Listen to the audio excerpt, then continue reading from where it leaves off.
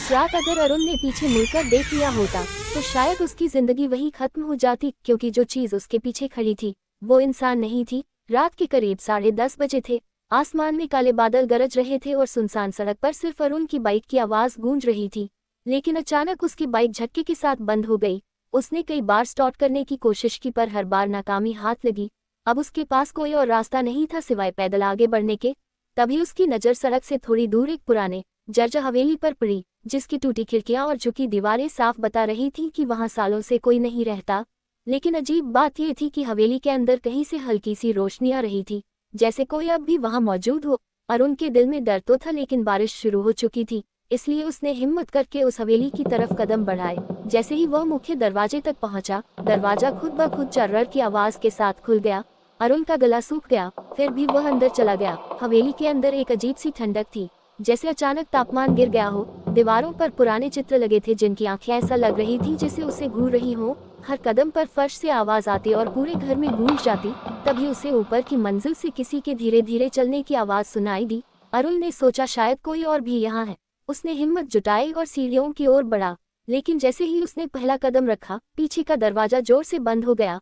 अब वह पूरी तरह उस हवेली के अंदर फंस चुका था। उसने घबराकर दरवाजा खोलने की कोशिश की, लेकिन वह हिल भी नहीं रहा था।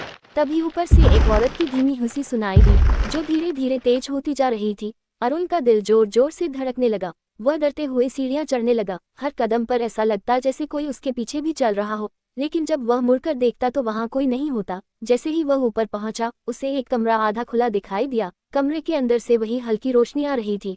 अरुण ने धीरे से दरवाजा खोला। अंदर एक पुराना आईना था और उसके सामने एक औरत खड़ी थी, जिसके लंबे बाल उसके चेहरे को ढक रहे थे। वह धीरे धीरे अपने बालों को संवार रही थी। अरुण ने डरते हुए पूछा, कौन हो तुम?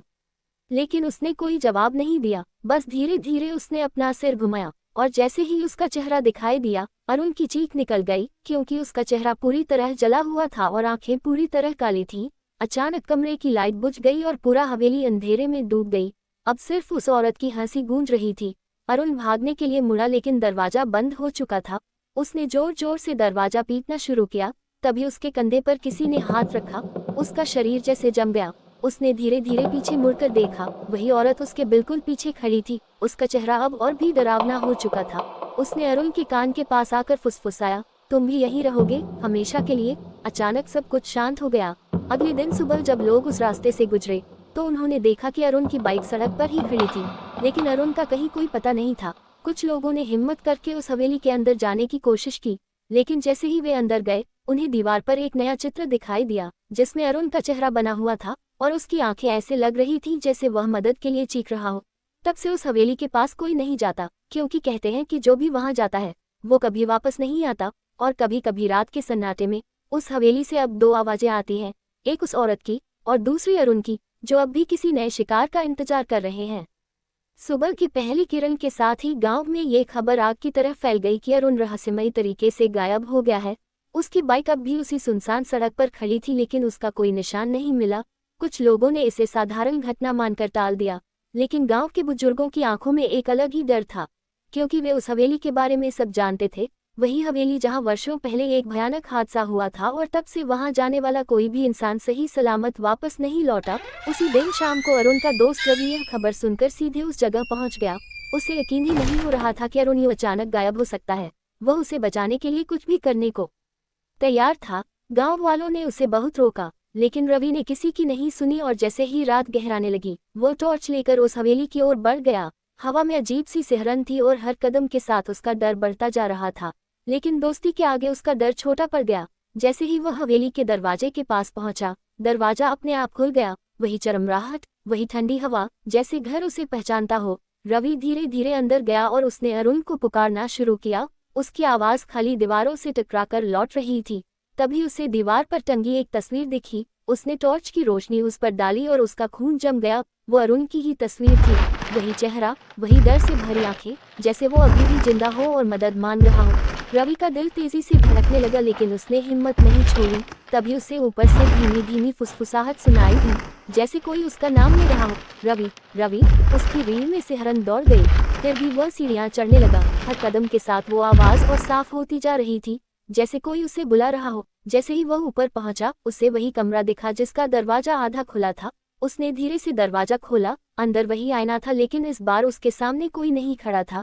रवि ने राहत की सांस ली और जैसे ही वह मुड़ा, आईने में उसकी नजर पड़ी, लेकिन जो उसने देखा उससे उसकी चीख निकल गई, क्योंकि आईने में उसके पीछे अरुण खड़ा था। लेकिन उसका चेहरा बिल्कुल वैसा ही था जैसा उस तस्वीर में था, डर से भरा, आंखें काली और खाली। रवि ने पीछे मुड़कर देखा, लेकिन वहां कोई नहीं था। अब उसकी सांसें तेज हो गई थी। तभी आईने में अरुण ने धीरे से हाथ उठाया और इशारा किया, भाग जाओ। लेकिन तभी अचानक आईने में एक और परछाई उभरी, वही औरत, उसके जले हुए चेहरे के साथ। उसने अरुण के कंधे पर हाथ रखा और उसे धीरे धीरे पीछे खींचने लगी। अरुण की आंखों में दर्द और डर साफ दिखाई दे रहा था।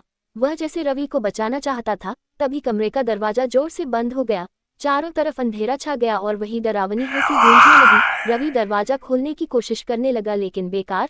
तभी उसे अपने कान के पास ठंडी सांस महसूस हुई। उसने धीरे धीरे सिर घुमाया और वही औरत उसके बिल्कुल पास खड़ी थी। उसकी काली आंखें सीधे रवि की आंखों में घूर रही थी। उसने धीमी आवाज में कहा, एक और फिर अचानक सब कुछ शांत हो गया। अगले दिन गांव वालों ने देखा कि हवेली के बाहर अब 2 बाइक्स खड़ी थी, एक अरुण की और दूसरी रवि की। लेकिन दोनों का कहीं कोई पता नहीं था। और हवेली के अंदर दीवार पर अब 2 तस्वीरें टंगी थी, जिनमें दोनों के चेहरे कैद थे और उनकी आंखें अब भी किसी को पुकार रही थी। अब उस हवेली की कहानी और भी डरावनी हो चुकी थी, क्योंकि अब वहां सिर्फ एक नहीं, 3 आत्माएं भटक रही थी। और रात के सन्नाटे में अब 3 अलग अलग आवाजें सुनाई देती थी, जो किसी नए शिकार का इंतजार कर रही थी।